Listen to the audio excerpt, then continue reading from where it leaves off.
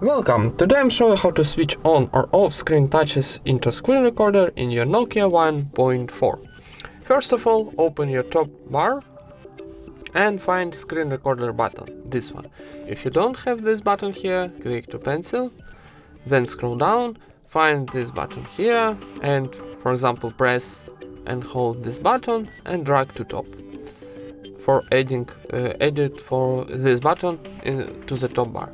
And for saving, click back. Now when you add this button here, click screen recorder, and now we got option, so record audio and show touches on screen. So this position of switcher, it's turn on this option, and this it's turn on. And that's it. Thank you for watching, leave thumbs ups and subscribe to our channel.